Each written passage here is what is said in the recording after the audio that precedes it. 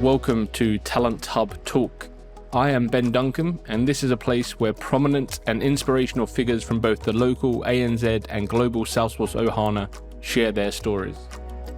In today's episode, I'm delighted to be joined by Anita Hedges, Social Impact Lead for Merkle in New Zealand. Anita provides insight into her early career, how she came to work with Salesforce, and what she had initially focused on. We then discuss how she came to focus on sustainability before stepping into the social impact lead role and why this was important to her. Anita talks us through Net Zero Cloud, what it is and how it can be used, as well as how she sees the market growing in this space. As part of Anita's sustainability focus, she is also the head of the Sustainability Council at Merkle, so she explains changes the business has made and the impact the changes are having. Finally, Anita talks about the work she gets to do with not-for-profit businesses and the enjoyment she gets from working in the social impact space compared to previous roles. I hope you enjoy the episode, and if you do, please do subscribe for future episodes that are coming through. Anita, thank you so much for joining us. Thanks, Ben. I'm happy to be here. Yeah, I'm excited. We're discussing a topic I've not really gone deep in yet, which is the world of Net Zero Cloud. Obviously, we'll get into that, but to set the scene, I guess, to give our audience and listeners a bit of information about you, can you tell me a bit more about your earlier career and how you first ended up working in the Salesforce space? Yeah, absolutely. So I'm going to go back right to the beginning when I finished university and started my career. I was working in the UK actually for a US-based software company called Progress Software. My first job was as a telemarketing executive, and I was pretty rubbish at actually trying to sell anything on the phone. But I then eventually graduated into working in marketing, and the organization itself were one of the early adopters of Salesforce. They're one of the, I like thinking back to Salesforce's age and the year that it would have been like one of Salesforce's really early customers. And so I had some really awesome early experience with the product while I was working for them, and especially when it came to integrating it into marketing automation software. We then moved to New Zealand in 2009, and the Salesforce market here wasn't very big. So I started working as a BA for Meridian Energy down in Christchurch, and then things started to shake. So we lived through all those earthquakes. After the earthquakes, we moved up to Auckland and we had a baby. And then when I returned from maternity leave, I was still doing BA work. However, I joined Westpac, which was really awesome. And I found that having had that time and that experience doing BA work has been a really solid foundation in my role as a Salesforce consultant. And then moving on from there, around 7 years ago, I decided to join Devanti as a functional lead. And since then, I've worked on a variety of projects within the Salesforce space, and this has actually been really awesome. And I've loved being exposed to so many different customers, as well as having lots and lots of different problems to solve. Yeah, nice. So your career with Salesforce started in the marketing space, but were you hands-on back in London? Like, because obviously that would be before Marketing Cloud acquisition, and I'm guessing if it was an early customer, it was just Sales Cloud. So were you doing any of the configuration on Sales Cloud back then? I wasn't usually doing any of the configuration back then, but I was involved in sort of scoping out a bit of a project for Inside Sales, an Inside Sales team that had been formed in Rotterdam to actually use Salesforce as their platform to start to record their calls. So I recall, like off the top of my head, digging way back into the archive that was all built in using tasks and events and trying to kind of get all of that scheduled so that they actually had a reasonable workflow to follow. So I worked with the Salesforce admin who was based in the States to sort of put all of that together, and then I went over and trained the team on how to use it. But the marketing automation tool that they were using at the time was a tool called the Primo, which was one of the very, very early marketing automation tools, and quite a special product to get involved with. Yeah, nice. Yeah. And then obviously now you've moved into this sustainability space, but prior to that, what kind of exposure did you have from a Salesforce project perspective when you were with Devanti? What were you kind of exposed to in those days? So a lot of the products, or a lot of the Salesforce product suite that I was working on was around Sales cloud, service cloud communities within the service cloud space, did a lot within the sort of work orders, field services type of space. And yeah, like across varying different clients and industries within New Zealand. And it's been a really great experience, and everyone, like a great learning to actually understand that everyone does things slightly differently. Mm-hmm. How challenging was it at that point? You went from a BA role, having at that point not really done a huge amount of configuration on Salesforce, and also not worked in the Salesforce space for a couple of years when you'd gone back in, or you'd gone to New Zealand and gone back into that kind of BA role. How difficult was it to make that transition into a functional lead role and like be more kind of hands-on with the platform? It was a massively steep learning curve, but at the same time, I had a great support system around me. Initially, the first couple of projects that the company put me into was sort of shadowing another functional lead that was more experienced than me, and I just lapped up everything that they had to teach me, and learned a lot from them. Mm-hmm. And then yeah, like when I did get onto my first project where I was the functional lead, that was pretty frightening and daunting, but you quickly settle into it and you realize that actually there are multiple ways to skin a cat, and trying to work out what the best process or the sort of Salesforce best practice is in order to do that. Always works really well if you're able to collaborate with colleagues and see what the best way forward is. Mm-hmm. How did the opportunity come up then to move into the sustainability space, and why did that appeal to you? I had a few years ago, I'd been quite unwell, and I had quite a lot of surgery that was done on me. And as part of that, while I was recovering, I had the opportunity to think a lot. And as part of my thinking, I was like, well, actually, when I do go back to work, I don't want to carry on just doing the everyday job that I've been doing. I want my life to make a difference. I didn't know what that difference was going to be. I didn't know what it was.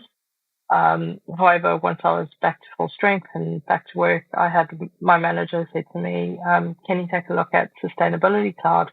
And I was like, excuse me, there's a what?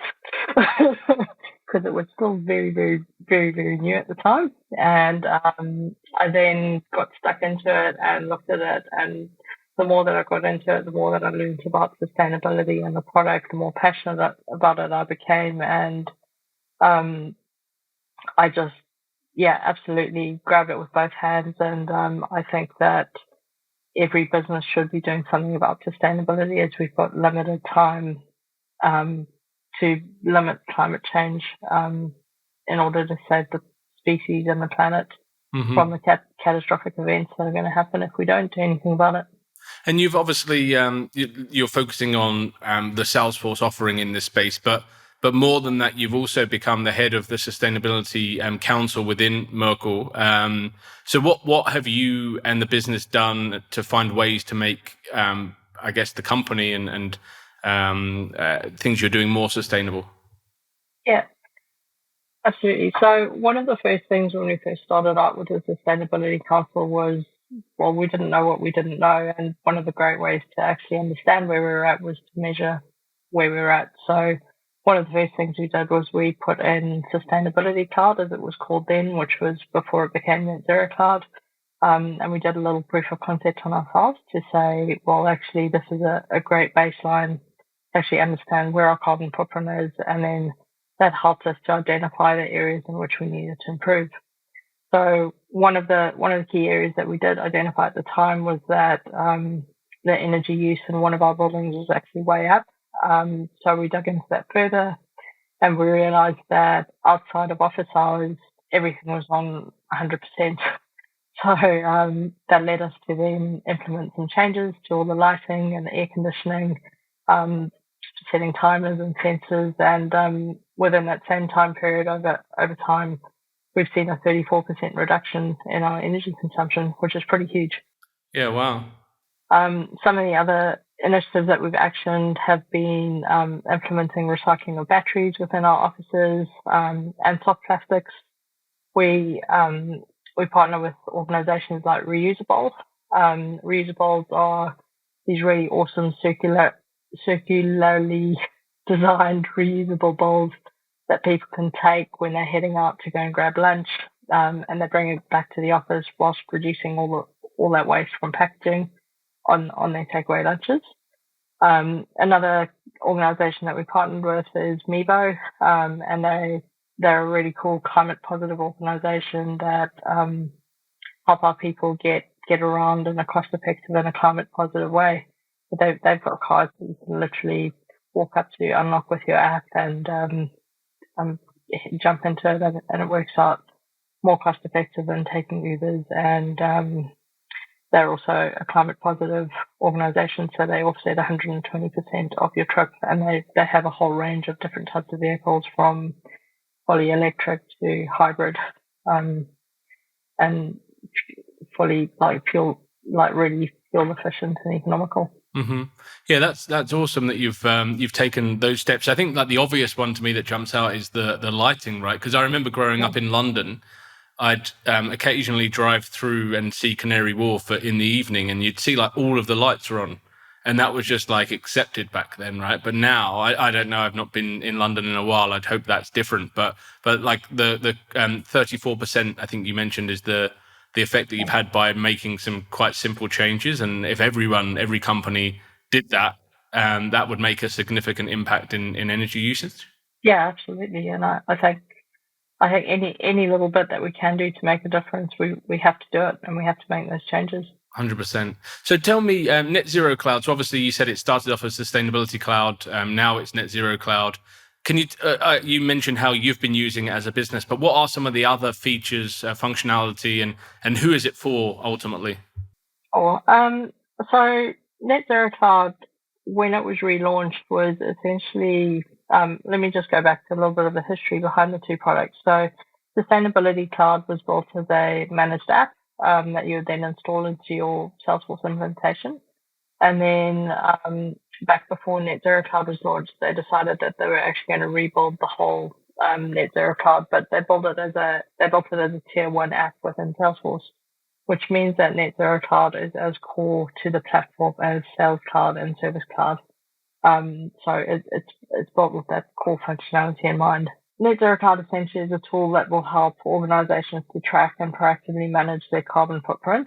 Carbon accounting as a whole requires a huge amount of data, and lots of calculations that you need to do in order to determine what your carbon footprint is. Net Zero Cloud helps take the pain out of this and helps to centralize your data and also to perform those calculations. It's built based off the greenhouse gas protocol, so it follows all of those standards and all of those rules. At Merkle, what we've done is we've taken that product a little bit further, and we've developed a couple of really awesome accelerators that can help organizations get up and running and stand up that platform quicker to take some of the pain out of that data management piece. We've got some solutions around that. And then the beauty of the platform is that by being able to track your progress, you're able to proactively monitor and make tweaks to your carbon footprint as the year goes by, instead of having to wait until the end of the year when your data gets audited. So obviously, when you say auditing, like, is that something that's only happening to companies of certain sizes now? And is that going to change, do you think? Like, will that be a requirement for all companies in the future? Depending on the different regulations that do come in, there are organizations that are going to be mandated to actually report on their carbon footprint and to have their carbon footprint verified by a third-party organization such as Toitu, who would come in and do that audit for them. There are lots of organizations out there that want to be doing the right thing, so they're already looking at ways that they can reduce their carbon footprint. And the way that, to date, one of the ways that they've done it is they've joined one of Toitu's programs. For example, actually, as Dentsu, we've just become a member of their carbon program, and we've just achieved their carbon reduced certification for our New Zealand business, which is really awesome. Mm-hmm. So when you're speaking to a customer now, obviously, if they're looking at something like this to make them more efficient and also streamline and make it easier to track these things, are they quite often just using spreadsheets at the moment to assess where they're at? And like you said, they're waiting until the end of the year, like getting this data together to create a report. and it's really only looked at typically once a year? Yeah, so typically organizations will be scrambling to kind of get that information together, and they'll use spreadsheets in the past, or actually even today, there are lots of organizations out there that still do it using spreadsheets. Um, for the more progressive organizations, they might have engaged with another vendor to put in some platform of some kind. But in terms of net zero cloud and the market out there, I'm not actually seeing a more comprehensive solution that's able to capture and manage your carbon footprint as well as net zero is able to do it. And who drives this internally with the company? Obviously, at Merkle, you are as the head of the council. But like when you're engaging with a company, when you're implementing sales service, you might be like working with the sales leader, the CIO. Is it similar? I'm guessing not sales, but is this kind of falling on the CIO's plate, or is it a conversation that's being driven by someone else within the business? No, it's definitely not an IT conversation. It's been a lot of the times it comes through from the CFO because there would have been board commitments that have been made, and they have to treat this um, as sort of bog standard as your financial reporting. Like this is just another type of regulatory reporting. There are also organizations that have put in like a head of sustainability, or quite often they do put sustainability in with legal counsel and general counsel and sort of in that compliance space. Mm-hmm. So it depends on the organization in terms of where you're likely to find this as such. If an organization's not yet thinking about it, then they're probably not ready to start having that conversation. Yeah, makes sense. And does a company have to be on the Salesforce platform already to have Net Zero Cloud, or can it be a standalone application? It can absolutely be a standalone application. Typically, organizations, if you've already invested in Salesforce, it does make sense to have it in the same platform, but to get your return on investment. However, there's nothing saying that you can't actually have Net Zero Cloud with a standalone solution to manage all of your climate information. Mm-hmm. Okay, I'm going to ask you to get your crystal ball out here and predict the future. But where do you see this market going in terms of like the growth and the opportunity, and I guess the company types that might look to Net Zero Cloud in the future? So I think there's a lot of legislation and regulatory pressures that are going to come down the line as governments and organizations want to actually make an impact in the space. This is going to be a massive driver for change, I believe. Also, consumers are demanding more from organizations. So organizations are going to need to step up and play their part in combating climate change. And if you as an organization aren't doing anything about climate change, that's going to be a huge risk to your business because you're going to start to lose customers. I also believe in terms of the product and where it's going to evolve to, I think it's going to be, it'll evolve to keep up with the demand. Already we've seen that now it's moving towards being an ESG platform, not solely focused on carbon accounting. Mm-hmm. The other area that you also focus on is not-for-profits, right? And now that I know how things kind of, when you were unwell and you decided that you wanted to make a real impact, and now you're managing the social impact space at Merkle, that kind of must be a great feeling to actually be achieving something that you set out to when you decided on that. But what does that mean to you as well now to get to add value and to help not-for-profits on their journey? So I absolutely love being able to help not-for-profit organizations to help to simplify their lives by implementing solutions that are going to help them to simplify their day-to-day operations in terms of what they do, which will then give them a lot more time to focus on the important work of their mission as a not-for-profit organization. And I think it's always good to be able to kind of give back. And I really love working with the non-profit organizations too. Yeah, I was going to say, how does it compare to back in the day working with sales leaders and CIOs and people like that to deliver a sales cloud where you're looking to help them, get upside on their revenue and drive efficiencies with the business and things like that, but ultimately to be more profitable? How does now working in the social impact space compare for you day to day, like the joy you get out of your work? So I'm definitely in my happy place doing work for good. I I love to try to help organizations to do the right thing. It's really awesome getting out of bed every day, knowing that I get to make a difference in the world. Salesforce is a toolbox which has got many different areas that you could deep dive into to get familiar with, and very important to know how organizations need to run. However, at the end of the day, I'm a big believer in that you need to do what makes you happy. Um, you need to do what makes you happy. And we spend a massive portion of our lives at work. And if you're not happy doing what you do, it's time for a change.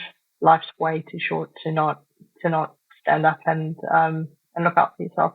Yeah, definitely. Yeah, I think that really rings true, right? For a lot of people, working in Salesforce makes them happy, but then there's other things outside that if you can combine Salesforce and a passion, then even better, right? Like if you can do something, if you can work in an environment that you really enjoy working, where you feel that you're not just adding value on the Salesforce platform, but you're adding value to the world ultimately, then that must be the sweet spot. Yeah, I'm really, really lucky and very fortunate to have landed in the place that I am today. And it's been quite a journey to get here, but not one that I don't regret it for a second in terms of everything I've had to go through to bring me to now. And I just want to do good in the world. Yeah, awesome. And I'm glad that you are getting that opportunity to do that. And for anyone else that might be listening and, they've heard now more about Net Zero Cloud, they're interested in digging a bit deeper, not necessarily from a customer perspective, but from a Salesforce professional perspective that might think, I'm passionate about sustainability and I want to dig deeper into Net Zero Cloud. Is Trailhead the best place to do that, or are there other platforms or I guess solutions out there that people can really get to know more about Net Zero? So if you're a partner, there's a ton of material on Partner Learning Camp, which is extensive. There's also the help documentation, which I do keep up to date, and the developer guide. Those are both great resources in terms of working out the nitty-gritty of how things work. There are also communities within the partner and like both within the sort of Trailblazer community space as well as within the partner groups that you can join, and those get posted to you on a regular basis. And if anyone that's got questions is always like posting information up there, and the community is really helpful. I'm also going to give a shout out or a plug for our new Trailblazer community that we've just started across ANZ, where we have like-minded professionals or individuals that are interested in the space. We meet up. We just had our first meeting last month, and the group's called the ANZ Net Zero Cloud Trailblazer Community. Awesome. So feel free to sign up there and join. And so far, we seem to be a nice bunch of people that are meeting up. Yeah, nice. Yeah, I know a few of the people that are involved, and great bunch. Are you seeing, like, obviously locally, that's great to hear, but are you hearing, like, is the community and the expertise in this place growing globally from what you can see? Absolutely. Like, certainly I can speak from within a Merkle perspective.